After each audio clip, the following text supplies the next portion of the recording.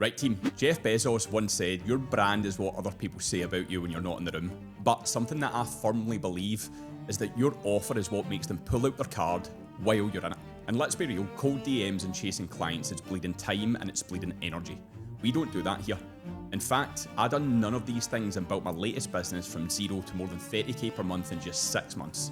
Over the past few years, people have become more skeptical of investing in coaches and consultants due to broken promises and outlandish, false, and quite frankly, worryingly fake guarantees that are so outlandish and ludicrous that when you really think about them, they make absolutely no sense whatsoever. So the question is no longer, how can I create an offer that people want to buy? The question is, how can I build a brand that stands out in an ocean of offers? Well, that's what we're going to answer in this video, because I believe the secret to scaling your coaching business or consulting business isn't to try and fit in with everyone else, but instead become a market of one. It's the exact steps that I took to build my current business from 0 to 30k per month in just 6 months without cold outreach, fancy funnels, and without going viral. It's the process that I followed to take the last business that I launched from 0 to 6 figures in just 6 months, and the system that I used when I was running my coaching business back in the day to a consistent run rate of over £300,000 per year, while simultaneously working for another fitness business company, helping coaches scale to multi-six figures. So, if you're new here, you might be wondering who this rough and raw bald Scotsman is who's trying his hardest to look like a young Jason Statham. Well, you'll find out exactly who I am if you watch part 1, so make sure you go back and give that a watch. So let's dive in with the iPad a little bit more. When it comes to offers, after the launch of 100 million offers from Alex Hormozi, people just started to make very ludicrous and bullshit offers that didn't deliver and also just didn't make sense. I've seen some wild guarantees being made and some offers that ultimately just seem as though they were pulled out of a fucking hat.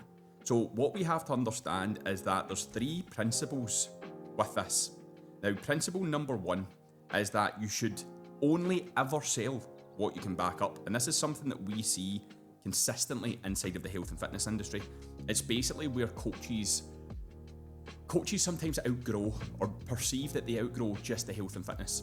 The reason why this happens is that many coaches, through their own transformation, whether that be their physique, whether that be with their performance, or whether that be clients actually who achieve their own kind of mindset transformation through the process of working with them, make them feel as though they are highly qualified to deal with complex kind of subject matters outside of the transactional. So transactional coaching is everything above the surface, so it's the physique, it's the performance, so on and so forth, and make them feel qualified to deal with the transformational. So the transformational is everything beneath the surface. Now, in coaching, there is a line that you cannot cross ethically and morally because things are going to be outside your scope of practice. But it doesn't mean that there's not more that you can do to help people with transformational coaching, but you need to be qualified to understand how to actually do that. This whole thing of, I have went through my own physical transformation and I now have the mindset to match, doesn't make you qualified to talk to people about mindset if that is the only thing that you understand about mindset, how to achieve a change in mindset through chasing goals and achieving physical accomplishments. It doesn't work that way, and it doesn't actually put you in a qualified position to back up what you say when it comes to working with clients who do have more complex issues that you don't understand the theory behind or actually the practical application of it, unless the only answer is that we need to push through hard days and achieve the result and push harder to achieve the result, because on the other side of where they are right now is what they want, because that's ultimately not the case. So you should never ever sell what you cannot back up. The next thing that we need to understand is that you can't put a wrapper around shit and pretend that it does not stink. This again is something that coaches will fall prisoner to. There's one thing that you cannot ruin in the health and fitness industry or any business, right? In the process of building any business, and that is your reputation. There's a lot of people who have a bit of a tarnished reputation who will try and come up with new offers, new business ideas to basically try and claw back the very thing that they have intentions behind when it comes to business, which is just making more money. And They don't actually take pride in the quality of what they deliver and the work that they do. They don't really care for other people. They don't really have other people's best interests at heart. And in all seriousness, if that is not the core reason for why you do what you do, then just get the fuck out of the industry. There's no point in you being here. If you don't actually like helping other people, if you don't like working with human beings, and that means everything that comes with working with human beings, you might as well not be in the industry, because regardless of how much you wrap something up, because that's what an offer is at the end of the day, it's a wrapper around a product. You cannot wrap something up that is shit and then resell it countless times over just to try and make money, because you will always be found out. You need to have a bigger reason for why you do what you do. It needs to be bigger than you. And I don't always see that these days, because I see so many coaches who claim that they're in this job for the right reasons, but actually at the end of the day, they're not. They make it all about them, why their business isn't growing, why their clients are churning, why they're not attracting new people, why their clients aren't getting results, and so on and so forth, instead of looking at things from a more solution-based intention and actually asking themselves where they could be playing a better part in the process to actually warrant these results. Because it's so easy to pass blame onto mentors, business coaches, your own coaches, the marketplace, other people, why they're not buying from you, but actually, where do you need to become better? And you cannot skip corners and not put in the reps. And I'm seeing this so much from coaches these days, where they are not willing to do the reps, the initial reps that you have to do when you first get into the industry, or even the harder yards further down the line when you've been in the game for quite some time, because time spent in this industry does not equate to the perceived level of value that your target audience see in you. It just doesn't. How have you been growing and getting better each and every single year? Because someone could be in the industry for a decade, let's say, and over the course of the past 10 years, they might have not invested once into themselves. They might not actually have acquired more skills, more desirable skills. They might not even be really thinking on a different level in comparison to where they were 10 years ago. Whereas someone else who's come into the industry, put a portion of the amount of money that they make aside every single year and invested back into themselves, their skills, to ultimately make their product better, will more than likely be someone who others want to invest in versus the person who's not really giving a fuck.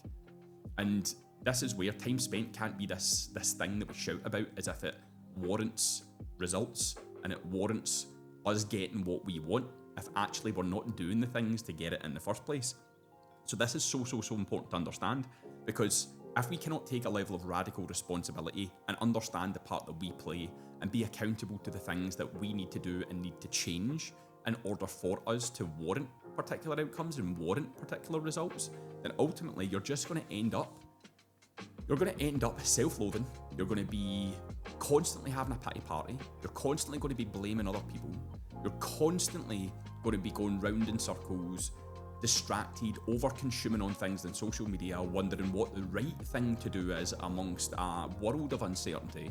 And that's not really a coach showcasing a level of conviction and confidence within themselves that other people would want to invest in.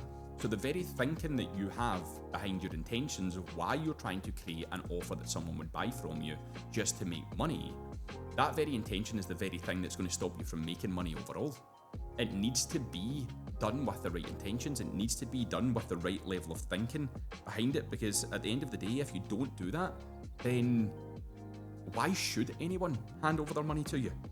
And here's principle number one, right? Because Dan Cole said that you are the niche. And it comes back to exactly what I said there.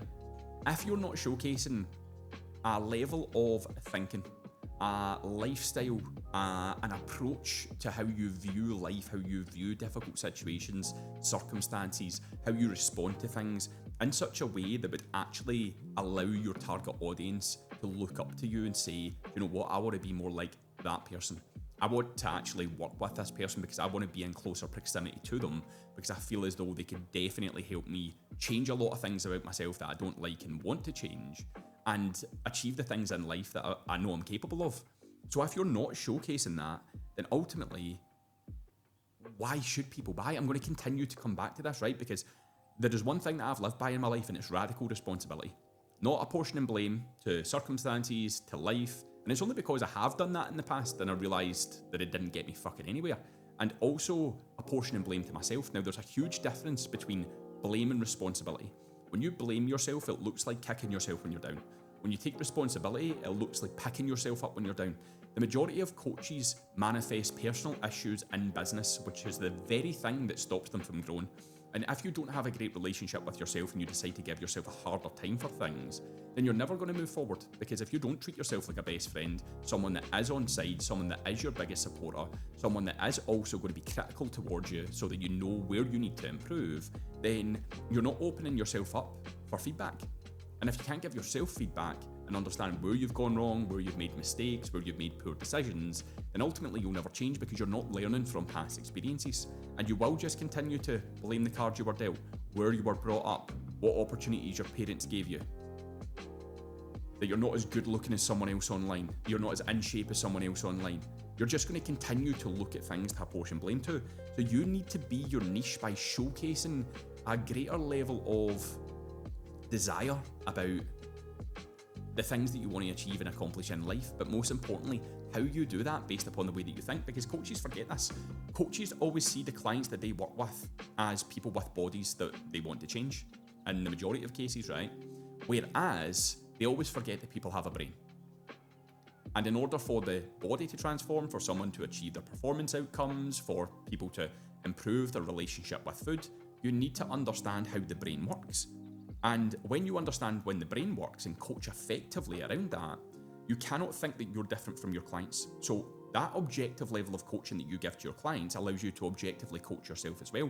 This is where coaching skill and information and theory and practical application around that is so goddamn important. Remember when you used to coach people on the gym floor and you would talk them through a deadlift, for example, and they would come in the following week and then you would say, okay, let's talk through and walk through what we did last week. And they kind of look at you kind of bewildered and they're like, oh, I've forgot, right? Because it needs repetition. But because you have talked people through these exercise execution techniques, cues and so on and so forth for an extended period of time, right? The same client for months on end, different clients for months on end, when it comes to your own training, you know how to train well. You know how to show up, cue yourself appropriately, walk yourself through exercises, and it comes to you naturally. Because it's the repetition of how much you objectively coach other people through it. Same thing happens when it comes to the way that you think. And you have to remember that your brain is actually your greatest asset, not your body. And arguably, I would say that most coaches actually need to spend a little bit more time at the very place that they're trying to get most of their clients to, which is maintenance. Because usually what tends to happen is coaches need to have a goal in place to chase. So that's like a physical goal, but in many cases can take a lot of time away from business, but they think that chasing those goals are the very things that are going to help people come to them. And at the same time, when they're coaching their clients and clients can't really maintain a level of consistency around that maintenance point, and they're feeling a bit lost, they're feeling like they're slipping back into old habits, that sort of stuff, the coach's default is let's set another outlandish goal.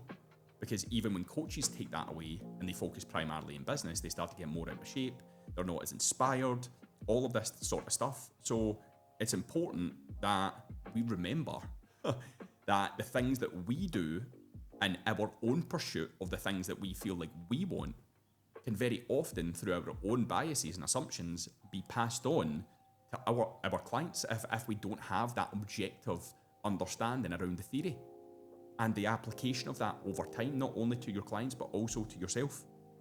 Now, Dan Cole, as I said that you are the niche, which I'm going to talk more about in videos 3 and 4 of this series. Now, if we come across here, principle number 2 is that simple scales, bullshit fails. So we use what's described as a flywheel model to help our clients build their businesses. And it is basically made up of a few different parts. The one simple ad protocol, it's the one simple community, it's the one simple video, and it's the one simple offer. The one simple offer is the very thing that is the most important part of the flywheel. Because see, without a good offer and also the skill to back it up, the other parts of the flywheel will never function appropriately. Because to be an authority with what you do and in your niche, you need to have the results to back up and say that you can do what you say you can do. And this is the part that people are looking to skip. Instead of getting more skills, they're just looking for more money, more clients. Coaches will tell me that they've got a churn problem but don't need to improve their coaching. They think that they can just plug that gap with some sort of tactic or strategy because other mentors have told them that they can, right? It's not the case here. And you need to take this job far more fucking seriously if you actually want to be in the game for a long period of time and actually earn the amount of money that you feel right now that you should be making but aren't making because you are not good enough yet. And that's okay. I'm not saying you're not good enough as an individual. I'm saying you're not good enough as a coach. And again, that's cool, right? Because not being good at something means that you can get better. We really need to stop making this so deep. Because see, if we go back to when we played sport as a kid, right? You would be told if you weren't good enough at something. Other kids would maybe be signed to professional contracts with football teams, rugby teams, so on and so forth, where other kids didn't because they just weren't as good. But they could also work at getting better. So you have to stop attaching this kind of phrase to who you are as a person, because who you are as a coach and who you are as a person are two completely different things. Even though, yes, your personal brand is who you are, right? And how that kind of matches the values of your business and the brand of your business, it doesn't mean that you need to lose sight of reality, that you still need to keep these separate in many cases. So we need to make sure with the One Simple offer that you're actually good at what you fucking do. Then we've got the One Simple video, which basically helps us build sales asset banks and long form content. We've then got the One Simple community, because your email list is the only thing that you will ever truly own. If Instagram goes down tomorrow, TikTok, Facebook, YouTube, podcast platforms, you take your email list to the grave. So coaches that are missing out on building a community online, i.e. an email list, they're missing a huge trick. And then we look at the One Simple ad protocol. Now, this should only happen when you already have high pieces of organic content that are performing incredibly well.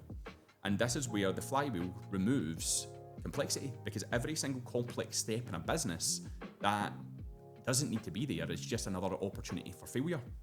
So if we can remove the complexity, because you naturally lose leads through funnels, you can then implement a flywheel where it's simple and actually you retain people within that flywheel and within the ecosystem that then allows you to always nurture, to always touch base with, to always make more offers to, in multiple different ways. It doesn't even just have to be an offer to work with you. It can be a free offer. It can be a trust transaction, what we like to describe as behind the curtains offers. So this is where a simple model such as a flywheel massively outweighs the complexities that many coaches are taught to build inside of the health and fitness industry. Then we have to come down here and we need to look at the golden client journey, because the golden client journey, for many reasons, is so important, because again, people are not usually taught this stuff. So our goal with all of our clients is to essentially help them take someone from being a random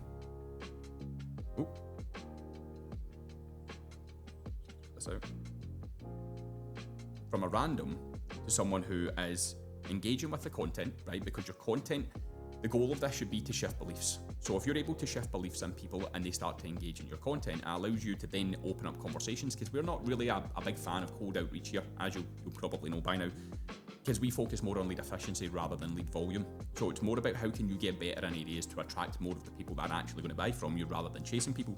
And obviously when people have came to your page, especially if you do get to a point where your content is that good that you put low cost ad spend behind it, when it comes to One Simple ad protocol, it then means you're going to be getting more and more new followers.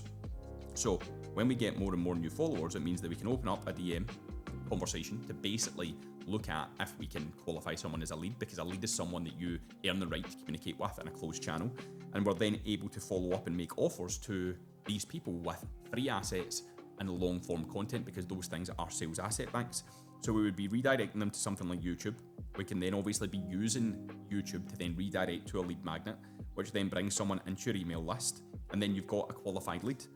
We then have YouTube videos that we continue to send through email on socials to people individually, because the conversation that you have allows you to identify where that person is at this moment in time in the process of change. Now, this is something that I'm going to be talking about in later videos. It's so important you understand this, because too many coaches try and sell people in too soon and end up wondering why their clients are nightmares, headaches, victims, all of this sort of language, when actually You've just not been skilled enough to identify if someone's actually ready to be coached yet, because there is nothing such as an uncoachable client. There is such a thing as someone that is not yet ready to be coached.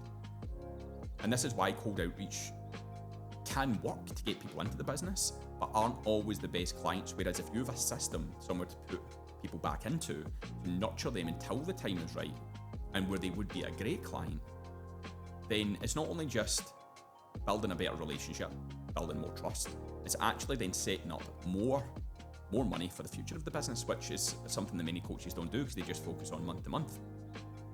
And there will be people that will buy from you right now, but there will also be people that will take 2 years to buy from you. But we need to do the best job we can to create as many assets as we physically can to speed up that nurturing process. Then we would have daily offers via email, which would be what we describe as behind the curtains offers, as I said previously, which I'm going to come on to in later videos as well. And again, we can offer them training videos, not training as in like physical trainings, like specific trainings, i.e. lead magnet type things that solve a very niche specific problem so that they know why you're different. And we're able to invite them as well to become a client via email, because we can make more offers behind the scenes. What tends to happen on social media, right, and this is why sales weeks and launches and all that sort of shit don't always work. It's because people try and sell so ferociously on the front end that their audience gets burnt out from being sold to, because they're not building the reciprocity bank, they're not building the goodwill bank, they're not actually showcasing an insane level of value to people where they say, there is no other thing that I can do but work with this person based upon the amount of value that they've given to me. They're basically looking for a very unfair exchange of, I want people to work with me and pay me money without actually giving them things first. So this is where the golden client journey is so important. So once we've done that, we can then get someone to become a customer, because when someone becomes a customer, they go from a lead to a customer and they've identified that they're willing to buy from you. These are the people who are 20 times more likely to actually buy your main core client offer further down the line. We then invite them to become a client. Once they've done that, we then have a sales call or sell through the DMs and an offer doc. I do a bit of both. They then become a client. We get a case study, and that result from the case study puts them all the way back into that golden client journey to be able to market, to again showcase proof of skill, and that we can validate our offer and say that we back up what we say we do, and then go through this entire process. This is why you have to have a process in place. If you do not have a process in place, my friend, then you are fucked. Principle number 3 is one person, one problem, one path, one promise. You need to speak to one person, you need to solve one major problem, you need to have one path of how to get there, and you need to have one promise of what you're going to deliver. That is it. People try and overcomplicate this. They'll ask me, should I niche down? Should I stay more broad? X, Y, and Z. The broader you stay, the harder you will find it to identify problems. The harder you'll be able to define a clear path and a process to get people there. And you'll also be struggling to come up with a promise to cater for mountains of different people.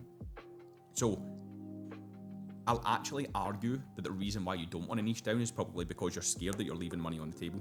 I would actually say most of the coaches that I work with that do want to pivot and go down a new kind of niche direction, I never get them to just like do a full change in niche, because again, there needs to be a process of how you nurture people, bring people in, take them through a beta test, get proof that you see that you can do what you can do with this new niche, and then use the subjective feedback. So subjective feedback is basically how people feel, and objective feedback, which is basically the tangible results that people achieve from that, back into the universe of people that you're trying to speak to, because you've got your world and how you get the results, the community you build, the relationships you build with the people that you work with, and then the universe is all of these people that you speak to.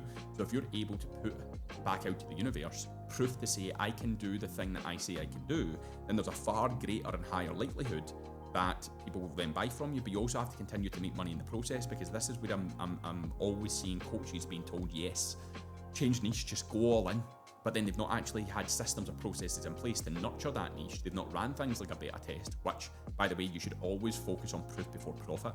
So if you're heading into a new niche, you can't expect to charge that niche the same as you were charging for the niche previously if you've not actually got results to back up. So you need to charge less, but you charge less to get proof, and then that proof allows you to charge more, right? So this is where so many coaches are getting given wrong information And then when they are changing niche, they're ending up in a position where, quite frankly, their business is in a worse position, which I actually question, how the fuck can that happen, right? Your business is in a worse position after investing in people for help with your business.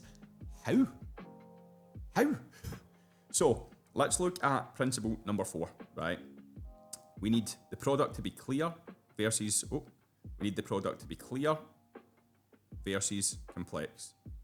We need a promise, a measurable transformation. So again, we help coaches scale to 20k per month without endless cold outreach. But if you've watched this for quite some time, you'll also know and understand as well that we do very transformational work. But this is what we teach inside of Built for Coaches, because the Built to Coach system that we use to help you a better coach will allow you to recognize and understand people buying from you in the health and fitness industry want transactional outcomes first and transformational outcomes second. If your marketing is all about how people feel, it's not tangible enough, it's not measurable enough, you need to meet them where they're at with the offer, but then your content needs to be the thing that shifts beliefs and puts into perspective why you're different from everyone else. So you need to have a clear offer, right? Clear product guidelines. You need to have a promise that's a measurable transformation, because people will usually invest for 4 main things: to look and perform better, to make more money and to save more money, to have better relationships, and also to be in less physical / maybe emotional pain, but that could be more like a therapy route. That's why I wouldn't always recommend marketing heavily to people's pain points around their emotions, and basically to be healthier. So you need to have tangible results that work alongside that. Now, we also have payment terms. How are you going to collect payments for your service? We've got urgency and scarcity, so driving people to take action now. And this needs to be done in a very natural way. And this all does come back to who you are, how you market, the effort that you put in, the reciprocal equity that you build. We've never had to do fake urgency and scarcity, ever. Because even if something doesn't work out the way that we'd planned it, we just say, okay, we took on X spaces when we actually had X. So how do we fill that gap?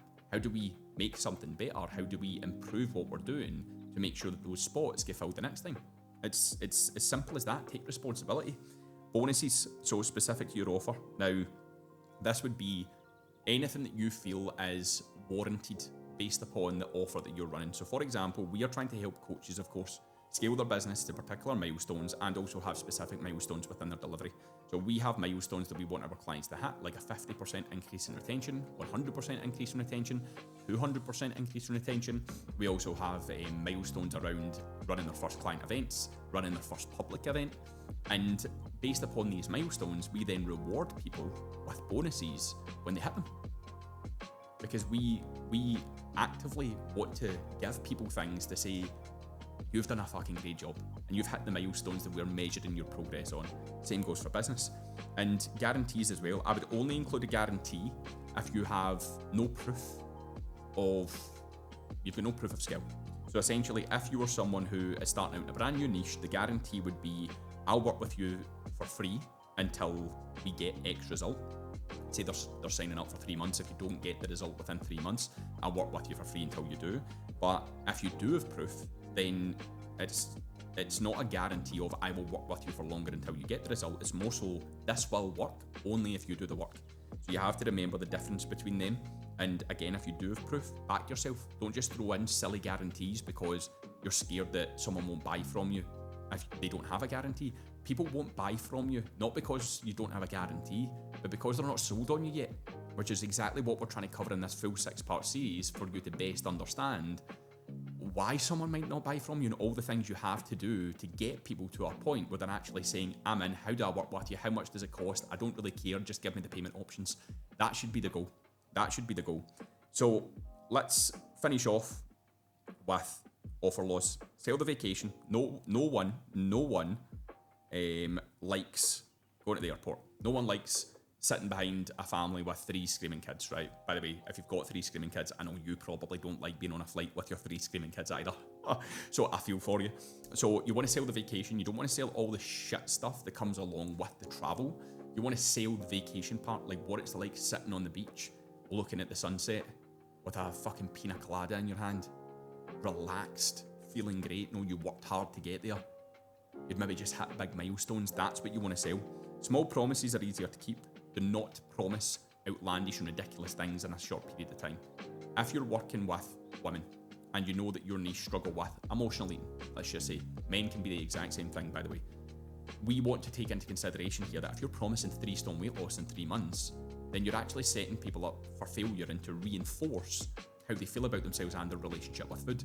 Because is that really a tangible and achievable metric that is in reality actually going to happen within that time frame? On paper, we know that if people stick to things, that yes, weight loss, even at that level, could occur. But do people have the level of competence, physically and psychologically, to actually follow through with the actions to get them the result within that time period if we already know that they struggle with more complex issues? Probably not. So keep it simple. Make offers every day, right? Free offers, behind the curtains offers, client offers, and in public and also in private, right? That is and should be the goal of your business, because you should be running an offer business, and phase one path of your offer at a time. So don't be so complex. Remember the golden client journey. Don't be so complex where you're trying to get people to jump from a brand new lead who's literally just spoke to you to a client within a couple of minutes, right? What is the next step, right? Is it long form? Is it a free offer? Is it getting them into your newsletter? Is it then making offers behind the scenes to a workshop that you're doing at a low cost fee for them to come along to, that is very specifically designed to solve a core problem that your niche struggle with? You need to understand what the first phase of the path is for someone that's just coming into your world. And then as they progress through those steps, what is the next path? Because jumping from lead to client is a huge, huge jump. We need to remember that if we are able to have trust transactions, customer offers, that's more than likely going to help someone bridge that gap and trust that they need to then become a client. And then when someone becomes a client and you get a result with them, you then have a case study. Again, a long form case study is a sales asset bank that people can go and binge on, because people need to see more of your stuff and binge more of your stuff. So remember these principles. If you want to run a business with a simple offer but get transformational outcomes with your clients, you need to understand these and follow them to a T. That is it, team. I'm going to be back here with some more bombs in the next video, but I'm going to talk you through a process of how to structure your offer in a way that actually allows you to scale. But because you're here and because you've watched this, I'm going to give you something to say thank you. We have a free school community for coaches where we host our mini course, Built to Scale, that talks about this stuff in even more depth and detail than what I'm currently doing here. Now, this is usually a paid course, but if you click on the link in the description below and DM me when you're in school and send me the word banana, which is the private password, I'll let your imagination, by the way, run wild with that one. Then I will unlock Built to Scale for you for free. In the meantime, make sure you subscribe, like this if you found it useful, and leave a comment about what stood out for you the most. I'm always interested to hear what others are working on and if I can offer some support. I'll link the next video for you to find a better way to run your business model here, so you can click it when it's out, or turn on your notifications to make sure that you don't miss it. I'll see you in the next video.